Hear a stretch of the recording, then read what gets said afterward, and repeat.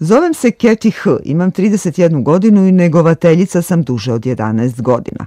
Ne hvališe se ona svojom uspešnošću, ali ti koje je negovala oporavljali su se u zadivljujuće kratkom roku, čak i pred 4. donaciju. Tako Kazuo Ishiguro već na prvoj strani uvodi čitaoca u svet bajkovitog internata Hailsham. Život u njemu na izgled je ispunjen časovima slikanja i kreativnim aktivnostima na kojih podstiču brižni vaspitači.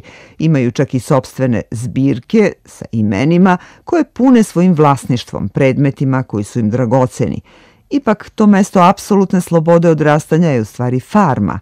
Aleksandar Šurbatović. U pitanju je neka bliska distopija i zaista ljude vrlo često podilazi jeza, pa ako možemo životinje da gajimo za ishranu, zašto ne bismo jednog dana mogli to isto da radimo i sa ljudima, samo u druge namene, iskorišćavanje njihovih organa. I tu se postavlja jedno zaista veliko, duboko, moralno i religijsko pitanje koliko čovjek sme i može da izigrava Boga. Vaspitači i dobavljači se šale sa njima i zovu ih dušo. Imaju zdravstveni pregled skoro svake nedelje. Stari imaju predavanja o seksu i intimnosti su im dozvoljene uz oprez, ne samo zbog zaraze, već i zato što tamo u spoljnom svetu on znači mnogo više od recimo plesa i oni mogu rađati decu posle seksa, što je nemoguće za bilo koga od njih. Ali svejedno, treba se prema tome odnositi kao prema nečemu vrlo posebnom. Pridike o pušenju su pak bile svakodnevne. Sherlock Holmes je prognan iz lektire jer glavni likovi previše puše.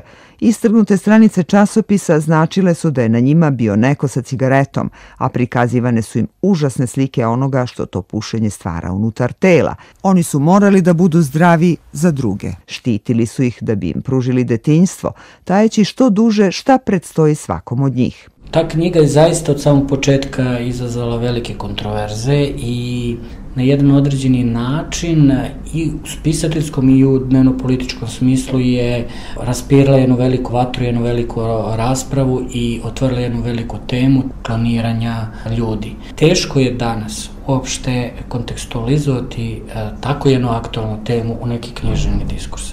Književnosti treba jedno određeno vreme da bi se teme slegle. I retki su primjeri da tako jedna aktualna tema, kao što je u ovom slučaju klonirani ljudi, bude tako književno uspela kao što je to sada uspeo Ishiguro sa ovom knjigom. Uspjeh je bio toliki da je doživjela više ekranizacija, u Engleskoj je napravljen film, a sa druge strane u Japanu je napravljena serija. U ličnoj zbirci Keti H ima kasetu Judy Bridgewater, pevačice koktel barova, toliko drugačiju od muzike koju su u Hailshamu voleli. Dragocena joj je zbog pesme koja je dala ime i romanu Ne daj mi nikada da odem. Slušala ju je nebrojeno puta zamišljajući uz refren ženu koja grli svoju bebu, rođenu čudom pošto je prethodno rečeno da ne može imati dece. Keti se to, nažalost, neće dogoditi.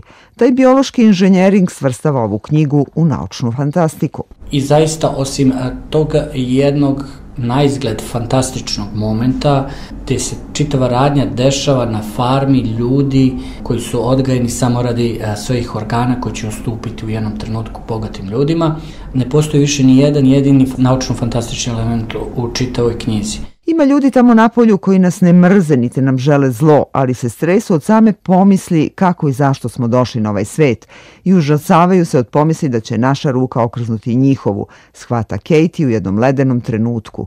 Njena priča je istopila srca čitalaca. Ja mislim da je Ne daj mi nikada da odem kod publike postigla najveći uspeh od svih njegovih knjiga, a da sa druge strane možda i nije najbolje prihvaćena od strane neke šire kritike, mada je pobrala i dosta nagrada. Recimo Life je svrstao tu knjigu među 100 najboljih romana napisanih na engleskom jeziku od 1925. Nobelovac, koga ove godine niko neće naslediti, napisao je 7 romana. Dereta je više od polovine ukoričila, a do sajma knjiga još jedno iznenađenje na Ishigurovski način. Zbirka priča o muzici Nokturno. Šta nam Ishiguro još sprema možda u noćnoj tami i miru svoje sobe? To niko ne zna, verovatno sem njega samog i verovatno njegove supruge, a to se nikada ne zna unapred. On uvek šokira i publiku i kritiku sa svojim novim romanima, uvek promeni i književnu postavku i žanar, On nas uvek zaista iznenadi i uvek donese nešto novo i sa te strane zaista nikad ne možemo da predvidimo šta je sledeće kod Ishigura. Zato što ne želi da samo dodaje na postojeću planinu knjiga, već da napiše nešto drugačije, Ishiguro često prestaje sa pisanjem i ostavlja knjigu na nekoliko godina. Ne daj mi nikada da odem je napisao u 3. pokušaju. Zakopanog džina je otkopavao 10 godina, jer kreativnost, se kaže, ne sme požurivati.